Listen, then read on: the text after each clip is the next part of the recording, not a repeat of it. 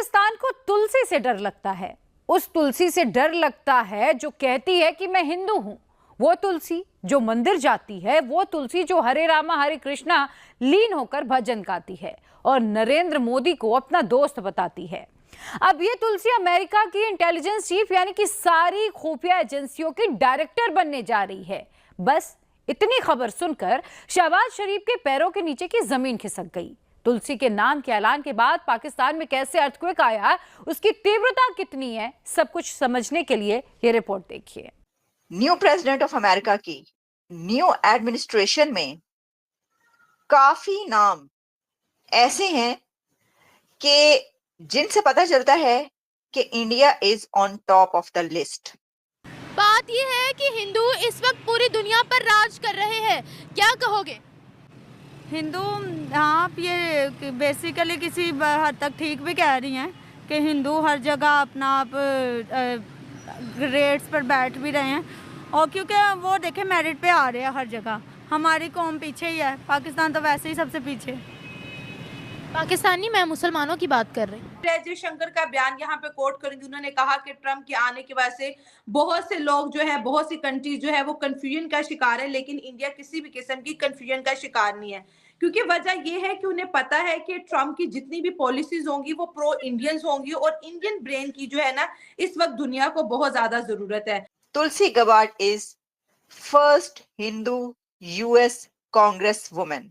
वो अपने इर्द गिर्द ऐसे लोगों की फौज खड़ी कर रहे हैं जो कि प्रो इंडियन है, एंटी पाकिस्तानी है, और कहीं ना कहीं पर ऐसा महसूस होता है कि ये आने वाले जो 4 साल है ये इंडिया के लिए बहुत इंपॉर्टेंट होने वाले हैं। पाकिस्तान का इसके ऊपर क्या इफेक्ट पड़ेगा? अगर हम अमेरिका की बात करते हैं, अमेरिका के अंदर 9/11 के बाद से मुसलमानों के खिलाफ एक नफरत दिखती है, इस्लामोफोबिया दिखता है कि वहाँ पर वो कहते हैं कि मुसलमान टेररिस्ट एक्टिविटीज में मुलविस पाए जाते हैं, जिसका वो प्रूफ बाद में दे भी देते हैं। और बहुत से इलीगल इमिग्रेंट्स को अमेरिका इस वक्त अपनी कंट्री से निकाल भी रहा है, जिसमें ज्यादातर मुसलमान ही शामिल हैं। बात की जाए हिंदुओं की, तो इस वक्त हिंदू पूरी दुनिया में राज कर रहे हैं। बड़ी बड़ी कंपनीज के सीईओ इस वक्त हिंदू हैं, चाहे वो गूगल हो, चाहे वो यूट्यूब हो, चाहे वो कोई भी दुनिया का बड़ा इदारा हो। तो हिंदू इस वक्त दुनिया में डोमिनेटिंग क्यों है एज कम्पेयर टू, अगर हम मुस्लिम्स बात करें तो मुस्लिम्स इतना सामने नहीं आ रहे। क्या वजह है? इस्लामोफोबिया है या फिर मुसलमानों की अपनी हरकतें खराब है? ये नहीं। अमेरिका मुसलमानों से बड़ा तंग है। क्यों? गलत हरकतें जो करते हैं। तो नमस्कार दोस्तों, स्वागत है आपका भारत टेक न्यूज की एक नई वीडियो में। दोस्तों वीडियो अच्छा लगे तो लाइक करना, कमेंट करना और शेयर करना, और जो भाई भी चैनल पहली बार है सब्सक्राइब करना। तो दोस्तों एक बहुत बड़ी खबर निकल के आ रही है कि ट्रम्प की कैबिनेट मिनिस्टर तुलसी गबार्ड को बनाया गया है, जो एक हिंदू परिवार से बिलोंग करती है और इंडिया की प्रो है और एंटी पाकिस्तान है। दूसरा, वो मंदिरों में भी जाती है, भगवान को भी मानती है। और अब इस चीज को लेकर पाकिस्तान मीडिया में बौछार सी मच गया है कि यार ट्रम्प की पूरी टीम प्रो इंडियन टीम बनाई गई है, एंटी पाकिस्तान टीम बनाई गई है। अब आने वाले 4 साल पाकिस्तान के लिए बहुत ही बुरे हो सकते हैं। पाकिस्तान का इन 4 सालों में विकास होना बहुत ही कठिन है, क्योंकि जो पाकिस्तान है वो एक अमेरिका के भरोसे और चाइना के भरोसे बैठा है। अब अमेरिका में ही पूरी टीम अगर प्रो इंडियन होगी तो पाकिस्तान का बेड़ा गर्क होना जाहिर सी बात है।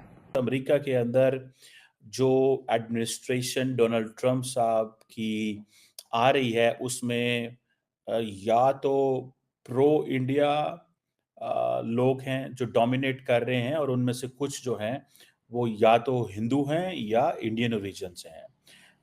तुलसी गबार्ड को देखें जो कि डायरेक्टर नेशनल इंटेलिजेंस है, जिनको आज डोनाल्ड ट्रम्प ने नॉमिनेट किया है। वो एक प्रैक्टिसिंग हिंदू हैं। उनकी जो ज़ाहिर बात है वालदा जो हैं वो प्रैक्टिसिंग हिंदू थी। उनके हवाले से ये बात की जा रही है कि वो एक इंतहाई, और बल्कि मैं देख रहा था कि भारत के प्राइम मिनिस्टर नरेंद्र मोदी साहब जो हैं वो कॉन्ग्रेचुलेट कर रहे थे, कॉन्ग्रेचुलेशंस कर रहे थे टू तुलसी गबार्ड कि तुलसी गबार्ड मेरी दोस्त है और उसको डायरेक्टर नेशनल इंटेलिजेंस बनने में मैं मुबारकबाद देता हूँ। ये देखें, 2 चीज़ें हैं। एक चीज़ तो ये है कि इंडियंस ओन कर रहे हैं, अंडरस्टैंड कर रहे हैं कि एक प्रो इंडिया एडमिनिस्ट्रेशन जो है वो वॉशिंगटन में ट्रम्प साहब की कैबिनेट में आ रही है। मैंने आपको सिर्फ 2 नाम बताए हैं। So the most important position जो है वो है National Security Advisor. Remember, National Security Advisor is the one, he is a China hawk, pro-India, और माइक वॉल्स जो हैं, अगर आप उनकी माजी की स्टेटमेंट्स देखें तो वो, जैसे मैंने बताया, इंडिया कॉकस के चेयर रहे हैं। आप इसी से अंदाज़ा कर सकते हैं कि वो कितने ज़्यादा इम्पोर्टेंट होंगे इंडिया के लिए। एंड अबव ऑल वो किसको रिप्लेस करेंगे? वो जैक सुलिवन, जो कि मौजूदा अमेरिका के नेशनल सिक्योरिटी एडवाइज़र हैं, जिन्होंने इस वक़्त इंडिया के हवाले से कुछ टफ डिसीजंस लिए, जिसमें पर्टिकुलरली अगर आपको याद हो कि पन्नू इंसिडेंट जो था वो भी है।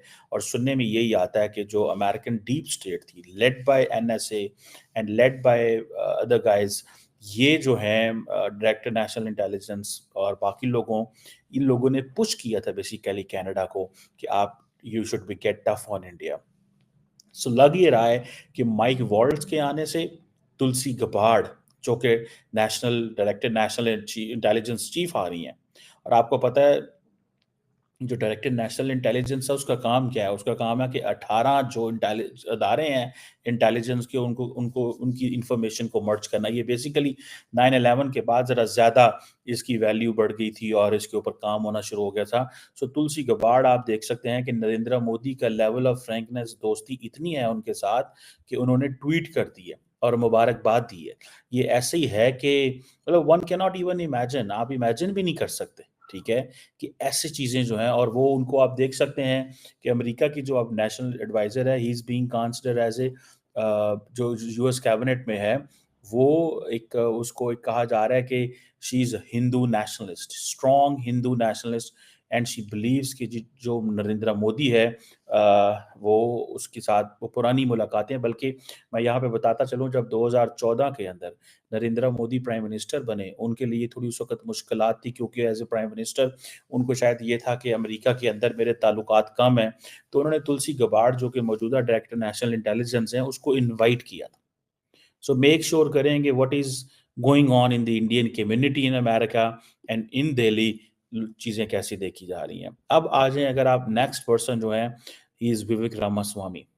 He is a co-head of जिसे आप कह लें कि जो DOGE, ठीक है जी, डिपार्टमेंट ऑफ गवर्नमेंट एफिशिएंसी, ठीक है जी।